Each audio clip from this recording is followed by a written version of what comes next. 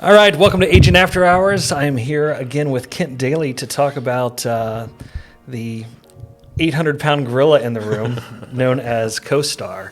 And if you've been living under a rock, you may not have seen this article, but there is talks that CoStar is looking to buy Realtor.com. And I wanted to do this video with Kent because you have a lot of experience in the commercial space, and CoStar is huge. Yeah. So basically, what we're reading is that they're in negotiations to buy. CoStar's in negotiations. I can't talk today. CoStar is in negotiations to buy Realtor.com for how much was it? $3.5 billion. With a B. B.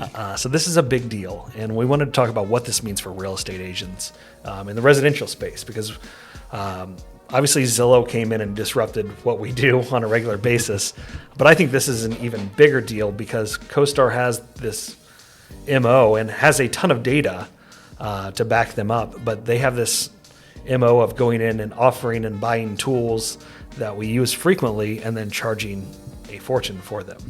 Yeah. Well, we do use CoStar in the company here for the commercial, and they have the richest, deepest database out there.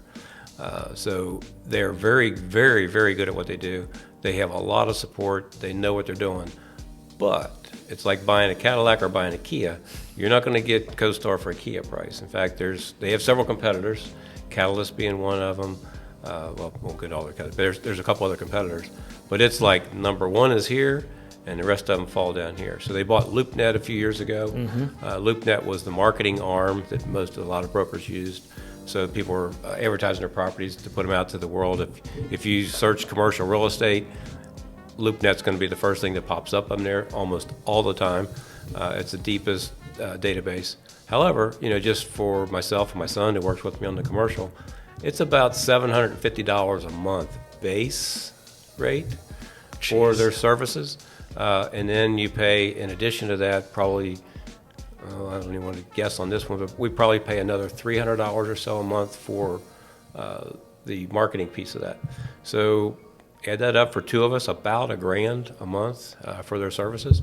However, I do have to say, in their defense, we have won many, many listings with their database, a deep dive. So there's price and there's value. But you're exactly right that what they've done, they went out, they have, a lot of you like HomeSnap. Mm-hmm. They bought HomeSnap. CoStar is a big player, and I think where it's going is, I think all the medium, the small guys are kind of fading away, and you're going to see, this is a clash of the titans. Yeah. It really is a clash of titans. They're very, very well funded. I mean, think about it. They can go out and buy a company for $3.5 billion. And I heard just the other day on Inman had a live program the other day, and this became a topic, wasn't planned, but when they got rumors of it, and this is not a done deal, it's just rumors at this point. But one of the panelists says, you know what? I think, what's the guy's name? He used to be with Zillow. He was on this panel. He says, I think $3.5 billion might be a bargain price. It's crazy. Yeah, you touched on it, and the HomeSnap acquisition was kind of them dipping their toe into, hey, we now have all of this residential data as well. Right. So, as you said, $1,000 a month is kind of the starting price. There are commercial firms that pay, I'm sure, astronomical amounts. Mm-hmm. So if you are an agent that is struggling to pay your MLS, NAR, and local association dues, get ready for a bumpy ride, because these tools that I think you're accustomed to, if this deal goes through, are going to be significantly more expensive.